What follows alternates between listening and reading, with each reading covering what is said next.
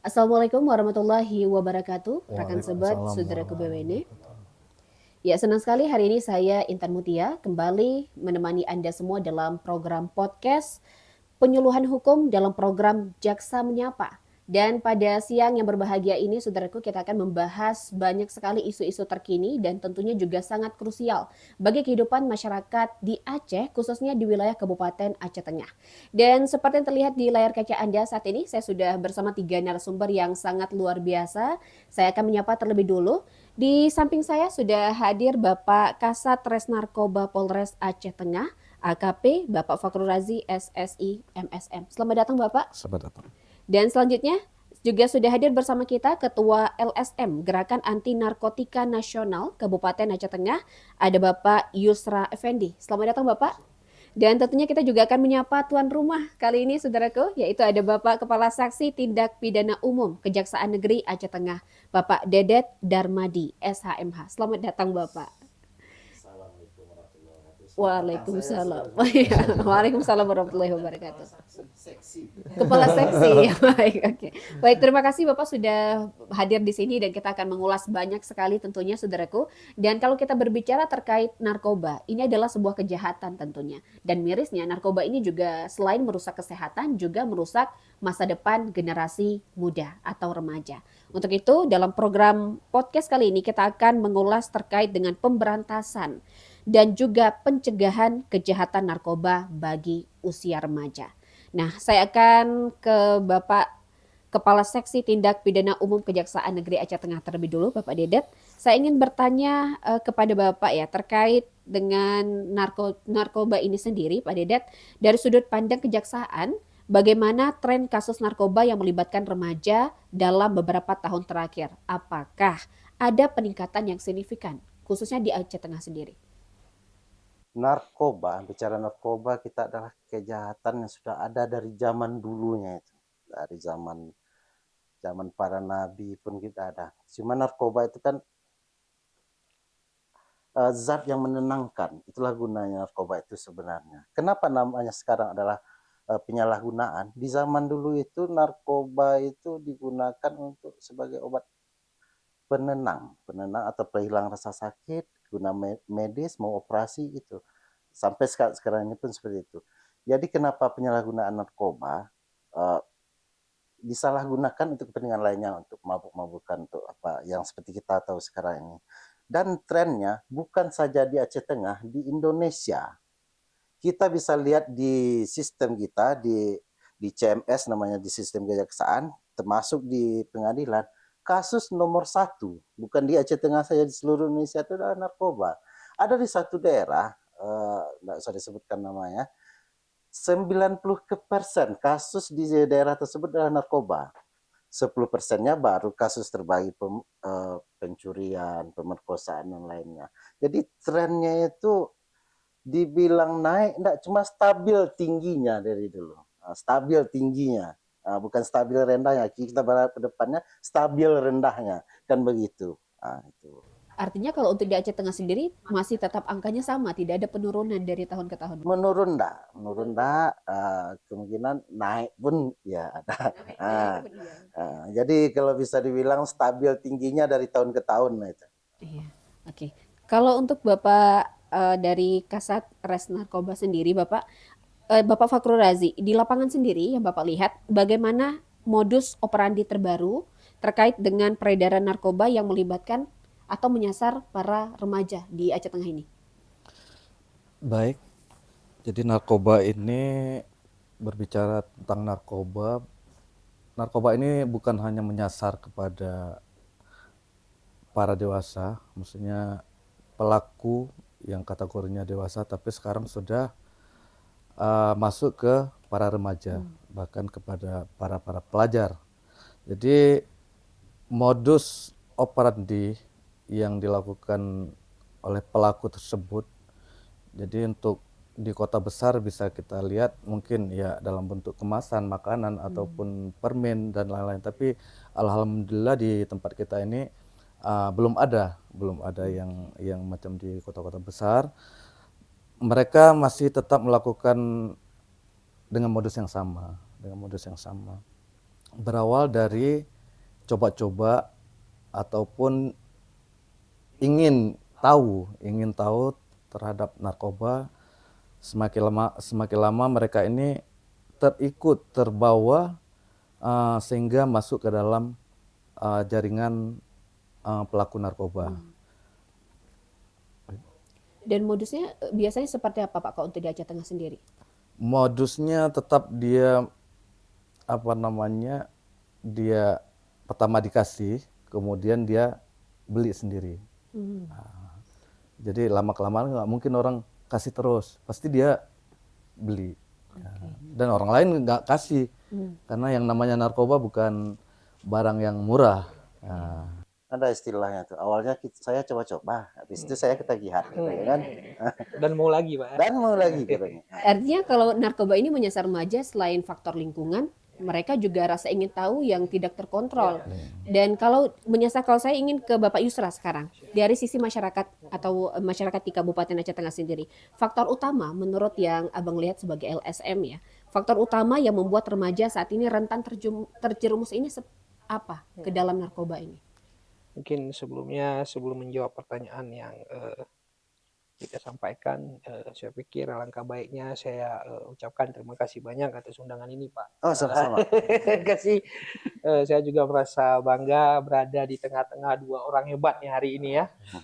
Mungkin Adalah kecil.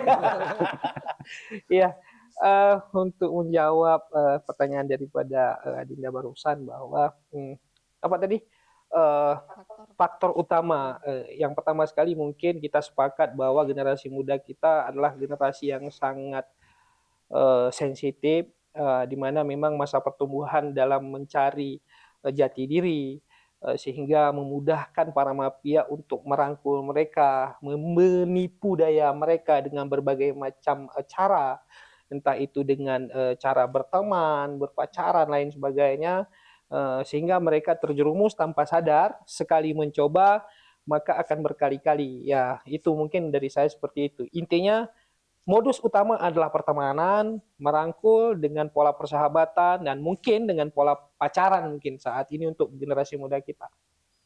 Ya, faktor utama seperti itu. Di samping orang tua ya, peran serta orang tua juga yang mungkin kurang mengontrol pergaulan daripada anak-anak dan sering memberikan uang lebih nih kepada anaknya.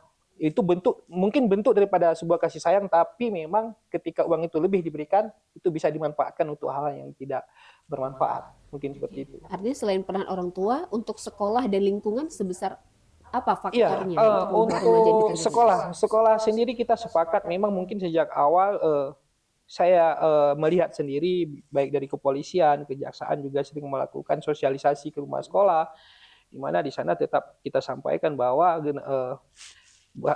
narkoba ini sangat luar biasa, dampaknya sangat buruk, baik itu untuk prestasi di sekolah, baik itu untuk masa depan juga. Nah, di orang tua juga tadi kita sudah sampaikan, nah ketika kita berbicara lingkungan, ya saya berharap kepada seluruh masyarakat yang ada di Aceh Tengah, marilah kita membangun rasa memiliki dan punya rasa tanggung jawab terhadap semua anak-anak kita yang ada di lingkungan kita. Kita nggak berpikir ini bukan anak saya, ini anak saya, bukan itu lagi. Nah, ketika memang ada pelaku-pelaku narkoba di lingkungan kita ini, maka secara otomatis kita harus ambil sikap dan tolong sampaikan informasi-informasi itu pada pihak-pihak yang berwenang gitu. Itu sih kalau menurut pandangan saya. Baik, untuk Bapak Dedet sendiri Bapak, ini seringkali kalau remaja yang terlibat narkoba ini kan dianggap sebagai korban. Nah, tetapi di sisi lain mereka juga berhadapan dengan hukum. Dan bagaimana kejaksaan melihat posisi ini antara menghukum dan juga merehabilitasi? Kalau dalam istilah hukum itu tidak ada namanya remaja, yang ada dewasa dan anak-anak. Apa itu anak-anak di bawah 18 tahun? Iya. Penanganan perkara antara dewasa dengan anak-anak itu dari awalnya sudah berbeda. KUHAP-nya pun menggunakan KUHAP yang hukum acaranya, formil hukum acaranya menggunakan hukum acara yang berbeda. Kalau untuk orang dewasa menggunakan kitab undang-undang hukum acara perdata, dan untuk anak-anak menggunakan sistem peradilan pidana anak. Apa perbedaannya? Dalam sistem peradilan pidana anak, kalau pelakunya anak dalam konteks ini adalah narkotika, penyalahgunaan narkotika, eh, semua tindakan dari APH itu adalah amanat dari undang-undang itu apa yang terbaik untuk anak tersebut. Selanjutnya, kalau untuk orang dewasa, dia tetap menjalani eh, proses persidangan seperti apa adanya. Nanti ke depannya ada lagi perbedaannya. Apa itu? Ada perbedaannya di KUHP lama dan ada di KUHP baru. Itu. Kalau untuk Bapak Kapolres sendiri melihat fenomena di Kabupaten Aceh Tengah terkait narkoba ini, untuk remaja, ini lebih sering menjadi pengguna atau justru sudah mulai dilibatkan sebagai pengedar untuk di Aceh Tengah khususnya? Ada sebagai pengguna, ada sebagai penyebab. Karena yang disampaikan sama Pak Kasih tadi bahwa di istilah kami ini remaja, dewasa, anak-anak. Jadi di tempat kami ini cuma Anak dan dewasa. dewasa. Jadi remaja itu dari anggap dewasa. Jadi untuk pelakunya ada yang dia sebagai pengguna dan ada juga sebagai perantara. Dan untuk di Kabupaten Aceh sejauh ini Bapak lebih dominan yang mana untuk usia-usia mungkin di sekitar 20 sampai 30 tahun. Dominan sebagai pengguna atau sudah terjerumus sebagai pengedar sendiri? Pengedar. Lebih banyak pengedar. Lebih banyak pengedar. Cuma di tempat kita ini yang namanya pengedar ini bukan yang macam pengedar yang di bawah. Iya. Di bawah mungkin ya kualitasnya lebih besar, jumlahnya lebih besar. Ini sedikit tapi dia masuk ke pengedar, bukan sebagai pengedar. Bisa saya tambahkan sedikit kan, kenapa para bandar-bandar itu sekarang lebih pintar ya? Karena ada celah hukum antara SPPA dengan KUHP tadi. Kenapa digunakan anak-anak sebagai bandar? Karena hukumnya untuk anak-anak ini lebih ringan dan ada bisa ini. Apalagi kalau menggunakan anak-anak di bawah 12 tahun. Anak-anak di bawah 12 tahun itu tidak bisa dipindah dihukum.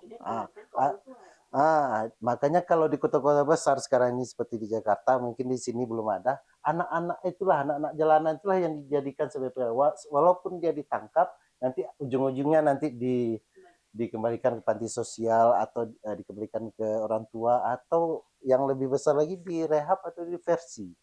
Makanya bandar-bandar itu harus ini.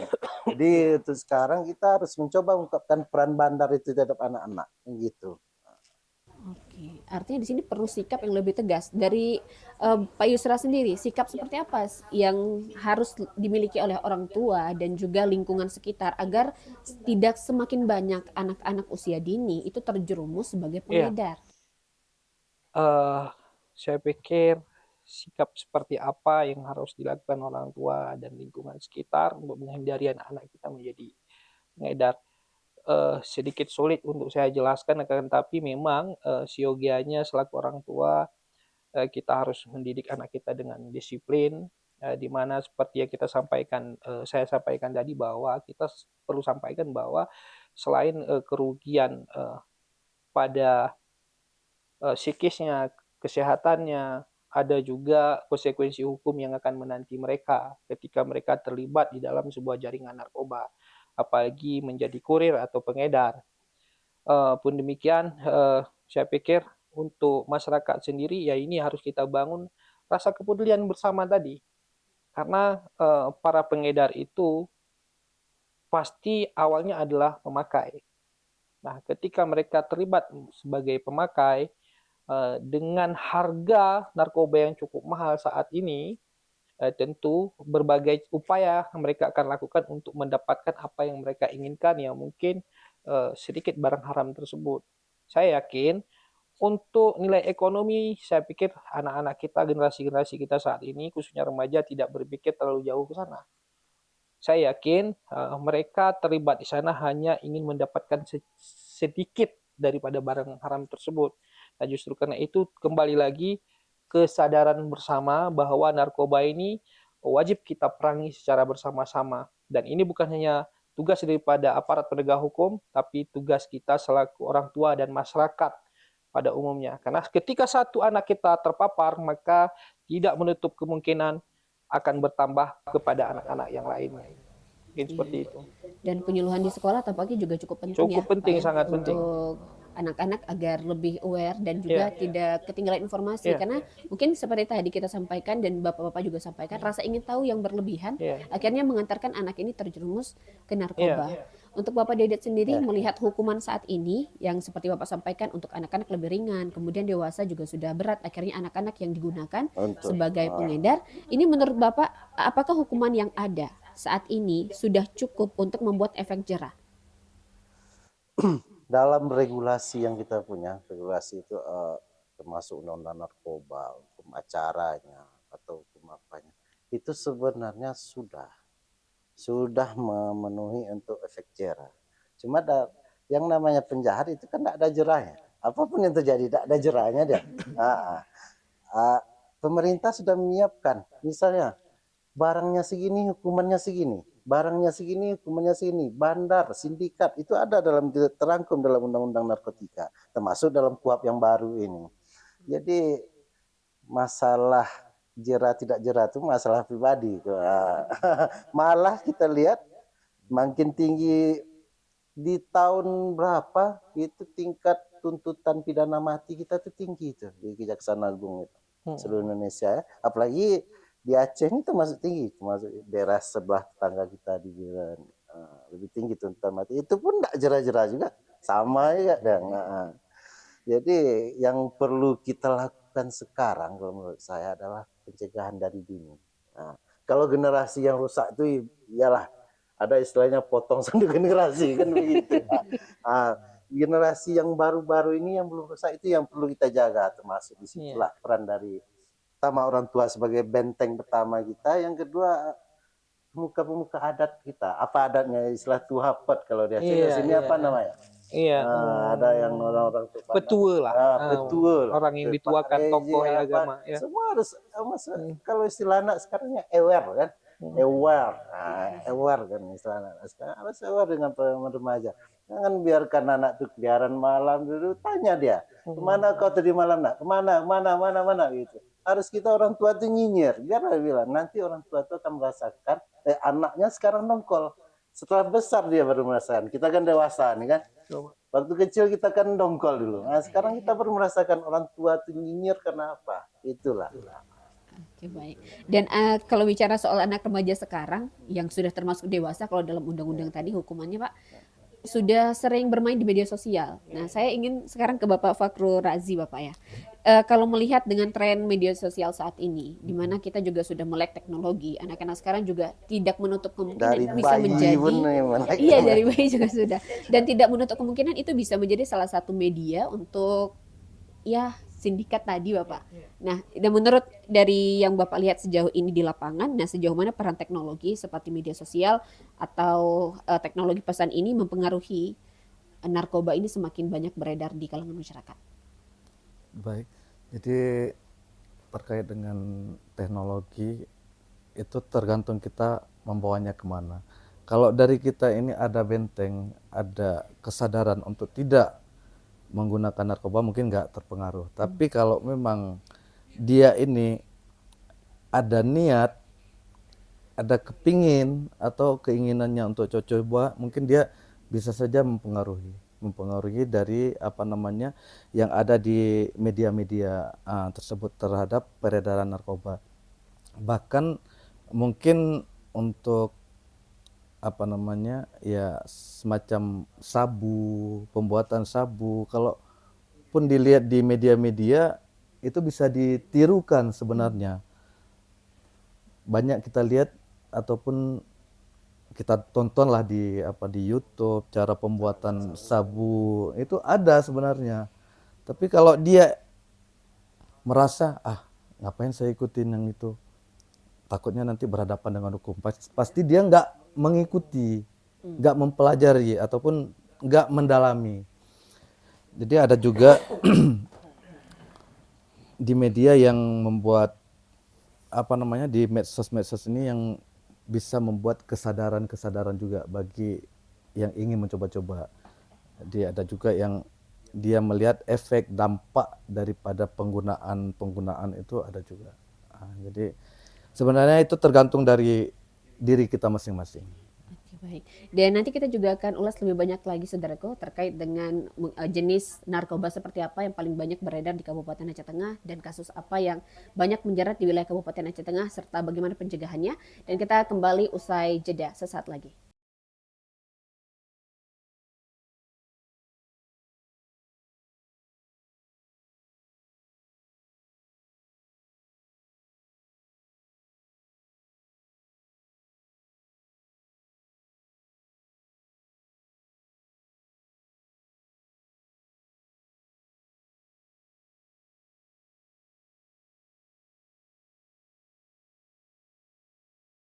Ya baik saudaraku, kita akan lanjutkan diskusi hari ini bersama tiga narasumber yang sangat luar biasa. Tadi kita sudah membahas banyak sekali terkait dengan peran orang tua, sekolah, lingkungan, dan juga banyak faktor lainnya yang terjadi di wilayah Kabupaten Aceh Tengah terkait dengan narkoba. Sekarang saya ingin ke Bapak Kasat terlebih dulu Bapak. Kalau kita berbicara soal narkoba, ini tentunya ada strategi dan kepolisian untuk pencegahan bagaimana supaya anak usia dini hingga remaja itu tidak terjerumus pada narkoba. Bagaimana strategi itu dari pihak polisi?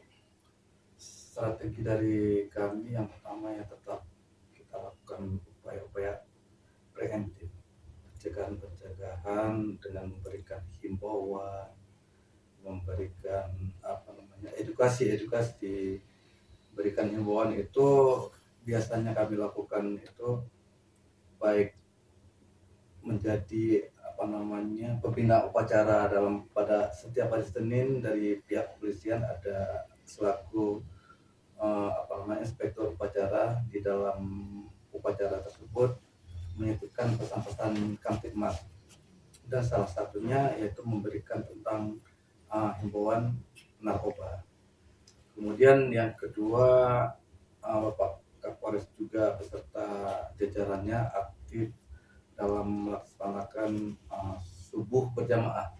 Subuh berjamaah itu pun sering Bapak Kapolres ataupun jajaran yang lain memberikan himbauan-himbauan terhadap penyalahgunaan narkoba.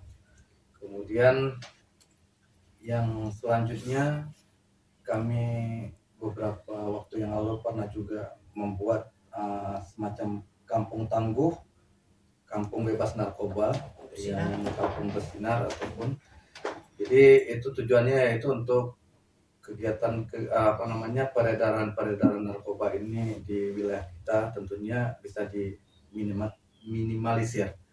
Kemudian kegiatan-kegiatan yang lain preventif pencegahan dengan melaksanakan kegiatan patroli yang dilaksanakan baik itu di tingkat polsek ataupun polres dari satuan sabara itu tujuannya yaitu untuk menekan ataupun mencegah adanya peluang mungkin bagi para anak remaja yang sering kumpul-kumpul agar tidak menggunakan narkoba. Kemudian strategi yang terakhir yaitu kegiatan represif, yaitu kegiatan penindakan.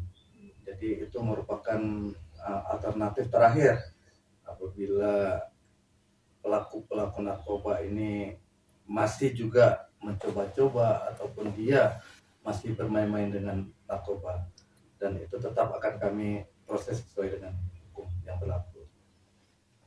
Dan kemudian untuk sejauh ini peran strategi yang sudah dijalankan oleh pihak kepolisian bersama-sama, dan itu apakah tantangannya seperti apa Pak di lapangan sejauh ini? Kalau tantangan ya pasti ada, mungkin bagi pelaku itu mereka itu tidak senang merasa terganjal ataupun tidak lancar dalam melakukan bisnis mereka. Mungkin dengan mereka itu tetap menilai kami ini tidak baiklah di mata mereka. Tapi itu kan bagi pelaku tindak pidana narkoba. Dan alhamdulillah respon dari masyarakat kita di sini pun luar biasa saya lihat, karena sudah sering juga dari masyarakat ataupun perangkat desa yang memberikan informasi bahwa di desa tersebut, di alamat yang ini dia sering melakukan transaksi narkoba ataupun menggunakan narkoba. Jadi ini ucapan terima kasih juga kepada masyarakat kita yang memang sudah memberikan informasi-informasi tersebut. Dan untuk dari LSM sendiri, Pak Yusra, peran untuk pencegahan sendiri seperti apa ke masyarakat khususnya anak-anak agar tidak terjerumus pada narkoba? Iya, saya pikir bagaimana strategi kita untuk melakukan sosialisasi terhadap anak-anak, remaja. Kalau di kepolisian tadi ada upaya preventif, maka mungkin di LSM ada upaya bahasanya lebih persuasif ya, di mana kita akan coba menyentuh mereka, merangkul mereka, menyampaikan bahwa memang bahaya narkoba ini sangat luar biasa. Ini bisa merenggut masa depan mereka, karir mereka, dan mereka bisa kehilangan tempat di tengah masyarakat sendiri. Nah, strategi-strategi yang seperti itu yang harus terus kita lakukan. Saya mungkin sedikit lari dari pertanyaan yang disampaikan oleh Adinda barusan bahwa tidak semua pelaku atau pengguna narkoba itu harus bermuara di penjara gitu kan.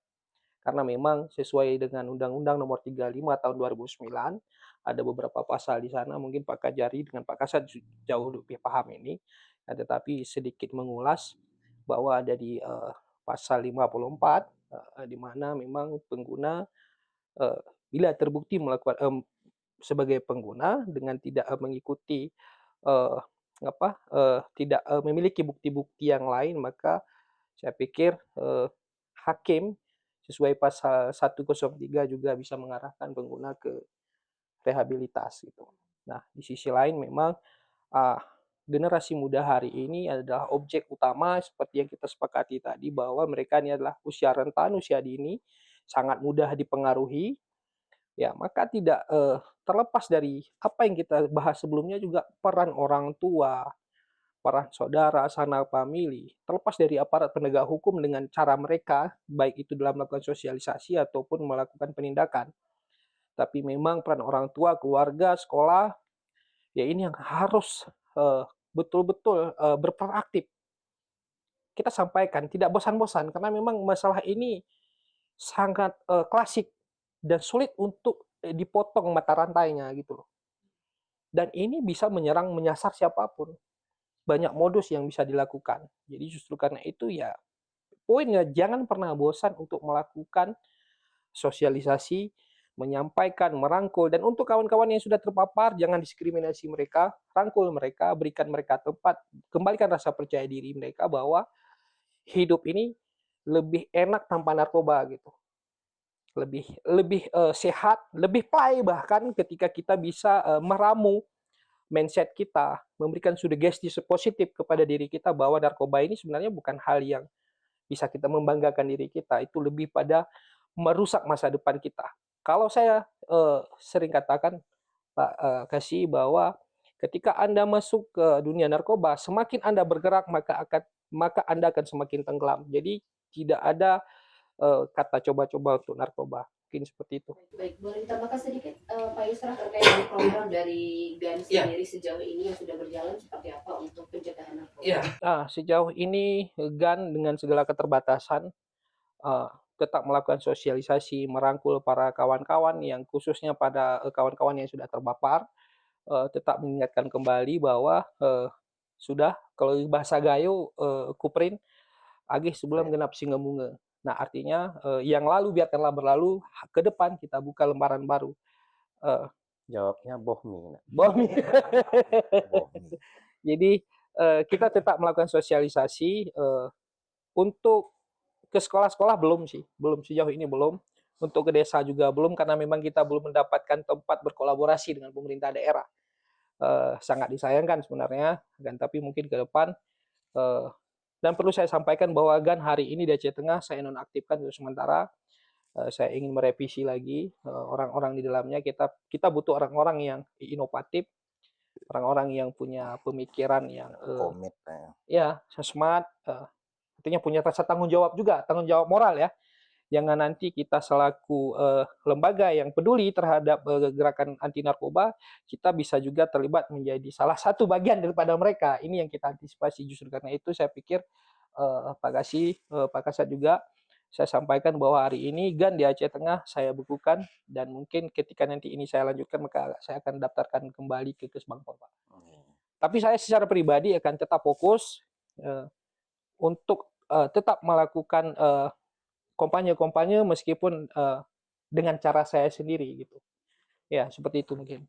Terima kasih Pak Isra. Dan sekarang kepada Dede, Pak, terkait dengan kejaksaan sendiri, peran dari kejaksaan untuk pencegahan narkoba seperti apa, dan mungkin Bapak boleh juga ceritakan sedikit terkait dengan rehabilitasi untuk pelaku narkoba.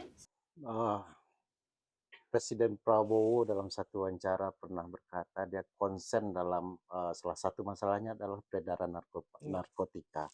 Makanya kita pun masing-masing instansi dikasih peran masing-masing dalam pencegahan ini. Khususnya kita di Kejaksaan, kita punya namanya program Jaksa Menyapa seperti yang ini kan. Nah, itulah edukasi kepada masyarakat, salah satunya narkoba ini. Termasuk yang kalau untuk yang awalnya akar dari masalah ini anak-anak itu, kita ada program namanya Jaksa Masuk Sekolah. Jaksa Masuk Sekolah itu ada juga, di situlah kita apa kan. Untuk desa pun ada namanya penyuluhan hukum. Kita masuk ke desa untuk salah satunya adalah untuk masalah-masalah narkoba ini. Dan terkait rehabilitasi untuk pelaku-pelaku narkoba, itu tadi seperti disampaikan oleh Pak Yusra, tidak semuanya berada di penjara, tapi ada juga yang direhabilitasi. Rehabilitasi ini kita harus diinikan dulu, harus dibatasi siapa yang bisa direhabilitasi ada enggak. Undang-undang pun termasuk di KUHP baru pun sudah membatasi, ada semanya per Kapol, ada kalau di hakim ada sema, surat edaran Mahkamah Agung, di kepolisian ada peraturan Kapolri, dan kami ada Perja. Apa yang bisa direhab, dan umumnya itu sama. Batasnya adalah batas pemakaian harian. Kalau untuk kita bicara yang di Aceh Tengah aja lah dulu, yang ada kan cuma 2 kan, ganja sama sabu. Paling ekstasi mungkin ke Medan kan. Jadi kalau untuk makanan harian, kalau saya tidak salah untuk ganja adalah 5 gram satu hari. 5 gram. Kalau untuk sabu berapa Ustaz? Di bawah 1 gram untuk pemakaian sehari, itu yang salah satunya. Dan syaratnya juga tidak pengulangan, residivis. Dulu udah pernah ditangkap, masalah itu ditangkap lagi, itu tidak bisa sementara rehab juga. Dan dalam rehabilitasinya ada 2 juga masalahnya. Yang pertama adalah rehabilitasi sukarela. Rehabilitasi sukarela mana? Misal kita lihat ada anak-anak kita, ini matanya udah kunang-kunang nih, kita lihat kan, boleh kita lapor. Nih kita bawa ke BNN. Pak, ini anak enggak perlu di asesmen. Kalau yang sukarela tadi, ini anak saya minta direhab. Nah, BNN bisa. Atau langsung dia ke tempat rehab. Kalau di Banda Aceh apa Bang? Rumah sakit jiwa ya, rumah sakit jiwa. Kalau di Biren ada tuh rumah rehab Adiaksa ya. Kejari Biren kalau nggak salah yang menginisiasi. Dia bisa itu yang itu namanya sukarela namanya. Orang tuh datang langsung, bisa kita lihat anak-anak kita udah mulai hang otaknya. Nah, kita bawa langsung. Kemudian kalau yang setelah penindakan hukum dia minta rehab, itu namanya ada pembentukan tim asesmen terpadu. Kalau saya tidak salah ada peraturan 7 Menteri. 7 Menteri tahun berapa saya lupa, yang untuk kegiatan tersebut. Di dalam tim asesmen terpadu tersebut ada dari BNN, kemudian dari kejaksaan, dari kepolisian, dan dari dokternya. Kesehatan. Bagaimana prosesnya? prosesnya tangkap di kita dari tim asesmen terpadu TAT namanya, tim asesmen terpadu menganalisa ini layak nak direhab apa atau pura-pura jadi pengguna saya. Oh saya pengguna nih, rupanya dia pengedar kan. Iya. Nah, itulah kita yang menilai, tim yang menilai, bisa saja dia berbohong kan, bisa Iya. kita nilai masing-masing. Dari hasil asesmen itulah ada kesimpulan di ujung nanti. Dari hasil asesmen dia dua kesimpulannya, tetap lanjut proses hukum atau direhab. Rehab pun ada pilihan, rehab jalan atau rehab inap. Nah, berapa bulan. Itu adalah hasil dari tim, bukan semata-mata dari kepolisian saja atau dari kejaksaan saja atau dari BNN saja. Semua berperan dalam hal itu, menilai masing-masing itu. Begitu. Nah. Kalau untuk pelaku sendiri, mungkin apakah ada untuk misalnya direhabilitasi itu penggunaannya sekian gram masuk ke rehab atau langsung ke penjara itu? Ada, itu seperti yang kita kasih tahu tadi, ada namanya batas penggunaan harian. Kalau untuk ekstasi itu 8 butir kalau saya untuk batas penggunaan harian, berarti itu kan orang udah kecanduan kali kan. Kalau coba paling 1/4 butir kan. Kemudian untuk sabu 1 gram, 1 gram atau 0,1? 1 gram. 1 gram, di bawah 1 gram, kemudian untuk ganja adalah 5 gram. Kalau BB-nya di atas itu, nah itu kita mungkin tidak kita ajukan dalam, mungkin pihak kepolisian tidak mengajukan dalam untuk asesmen tersebut. Nah, ada aturan-aturannya yang harus dibatasi, karena itu bisa menjadi, namanya APH ini kan godaannya banyak. Jadi kita untuk mengapakan biar jelas regulasinya gitu. Baik, dari pihak kepolisian mungkin Bapak ada yang ditambahkan? Terkait dengan memang dari kepolisian ada perpol, udah jelas gitu tentang RC, kemudian ada juga SEMA, kemudian ada juga SE Kabareskrim. Kemudian terkait dengan yang tadi saya tambahkan sedikit, bahwa yang ingin melakukan rehab ini tidak terlibat dalam jaringan ataupun DPO dari kami, target dari kami.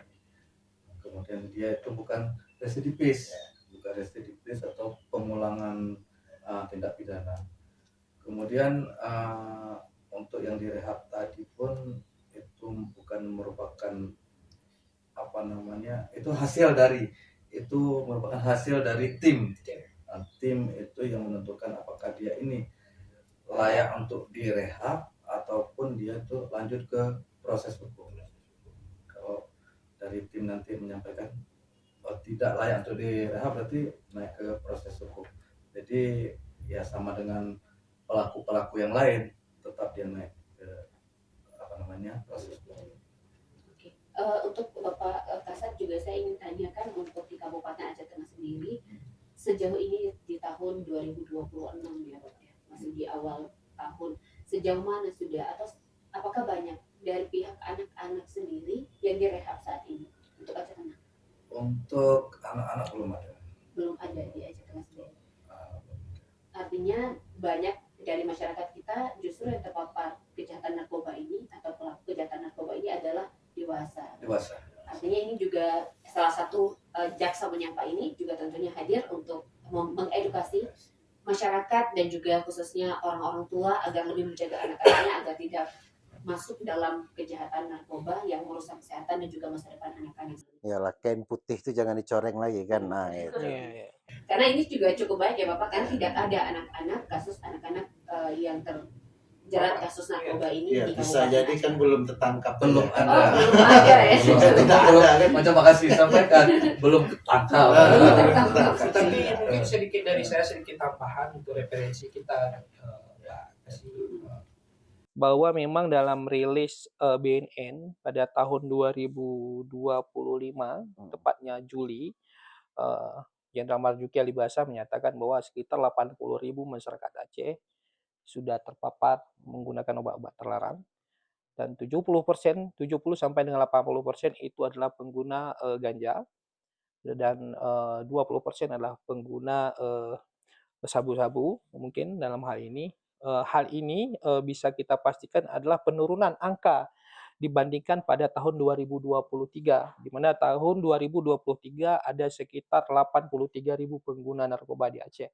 Nah, artinya hari ini kita bisa memberikan apresiasi kepada seluruh pihak yang sudah bergerak, eee, baik dalam melakukan sosialisasi maupun melakukan penindakan di dunia narkoba. Mungkin sebatas referensi untuk tambahan dari saya untuk closing statement mungkin juga ya kan, Pak? Siap. Oke, baik. Heeh. Untuk Pak Dedet ya, saya ingin bertanya lagi untuk Pak Dedet sendiri. Apakah kolaborasi antar lembaga saat ini, sejauh ini juga sudah cukup solid untuk memberantas korupsi atau masih ada celah yang sebenarnya masih perlu diperbaiki? Kolaborasi mungkin antar kejaksaan, kepolisian dan lain sebagainya. Kolaborasinya sebenarnya dalam penindakan atau pencegahan? Dalam penindakan dan juga Kalau dalam penindakan, kita bicara penindakan dulu. KUHP, perbedaan KUHP baru dengan KUHP lama itu adalah lebih menekankan KUHP itu adalah hukum acara ya. Yang nggak tahu hukum acara ada koordinasi dia. Mulai dari penangkapan penyidik sudah boleh berkoordinasi. Beda dengan KUHP yang lama, setelah kita berkoordinasinya melalui surat menyurat. Ini setelah penangkapan pun sebelum dikirimkan SPDP sudah boleh berkoordinasi sebenarnya. Jadi koordinasi itu adalah yang penting dan sudah kalau dimanapun kejaksaan dan kepolisian sekarang udah berkoordinasi dengan baik. Yang paling penting sekarang adalah masalah pencegahannya. Koordinasi itu tidak bisa di tingkat kepolisian kejaksaan karena yang berbuatnya di bawah kan. Koordinasi adalah dari pemerintah terendah dulu. Apa di bawah Desa ya? di Bareje apa kalau sini? Dusun. Pak Dusun. Pak Dusun. Dari Pak Dusun tuh harusnya.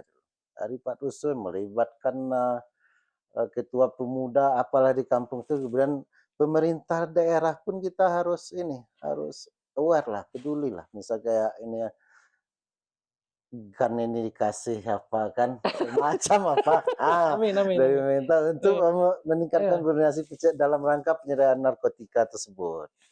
Gitu. Jadi masih ada kolaborasi. Musuh betul. Yang penting tuh sekarang adalah kolaborasi dalam pencegahannya. Kalau dalam untuk pencegahan kami insya Allah lah sama Pak Kasat apapun yang akan naik bisa naik ini memenuhi formil materialnya di dalam perkara ini atau tidak. Mungkin gitu. Untuk Bapak Kasat sendiri, jika Bapak ingin bisa menyampaikan pesan langsung kepada remaja hari ini, apa yang ingin Bapak sampaikan? Jadi pesan saya kepada para remaja, jangan coba-coba, jangan ada keinginan untuk menggunakan narkoba, karena apabila sudah terpapar, sudah masuk ke jaringan itu susah sekali untuk keluarnya. Jadi kepada orang tua juga saya sedikit menyampaikan bahwa lebih mengawasi anak-anaknya, karena anak muda sekarang ataupun remaja sekarang kalau kita lihat banyak menghabiskan waktu di luar, jadi bisa terpengaruh dengan kawan-kawan ataupun lingkungan. Untuk orang tua tetap lebih mengawasi anak-anak. Dari Bapak Yusra, apa yang ingin disampaikan kepada remaja? Singkat saja, say no to drug. Jangan coba-coba menggunakan narkoba. Sekali Anda mencoba, maka Anda akan kehilangan masa depan Anda. Itu aja. Untuk Bapak Dedet sendiri, Bapak? Sama saja. Dan untuk Bapak Dedet, saya ingin bertanya kepada Bapak ya, apakah kita atau jaksa sendiri bisa melihat apakah kita masih punya harapan untuk bisa menekan angka penyalahgunaan narkoba di Aceh? Kalau kata Ustadz itu kita jangan putus harap ya. Kalau orang bisa 3 bulan tidak makan, bisa hidup. Tidak minum 3 hari. Kalau tidak ada harap itu adalah apa namanya? 3 detik. Ya. 3 detik. Kalau istilah agama itu adalah rojak ya. Rojak itu harus ada harapan itu. Kalau kita putus harapan kita enggak bisa lagi hidup. Makanya harapan itulah yang harus kita tumbuhkan pada anak-anak kita. Baik, terima kasih Bapak Dedet, Bapak Yusra dan juga Bapak Kasat, Bapak Fakrul Razi sudah berbincang lebih banyak terkait dengan narkoba atau lebih tepatnya pencegahan narkoba bagi usia remaja saat ini dalam program Jaksa Menyapa. Dan terima kasih banyak sekali lagi Bapak dan saudara semuanya. Dari diskusi ini juga kita belajar banyak sekali ya terkait dengan peran orang tua tentunya untuk pencegahan, dan itu yang utama. Selain dari peran program-program pencegahan dari jaksa, pihak kepolisian ataupun LSM yang sudah dijalankan sejauh ini, tapi peran orang tua adalah peran yang utama untuk bisa menekan angka penyebaran narkoba kepada anak-anak. Karena sejauh ini juga di Kabupaten Aceh Tengah belum ada anak-anak yang direhabilitasi karena penyalahgunaan narkoba. Mungkin sekian dulu untuk podcast hari ini, saudaraku. Terima kasih banyak atas waktunya. Terima kasih. Assalamualaikum warahmatullahi wabarakatuh. Waalaikumsalam.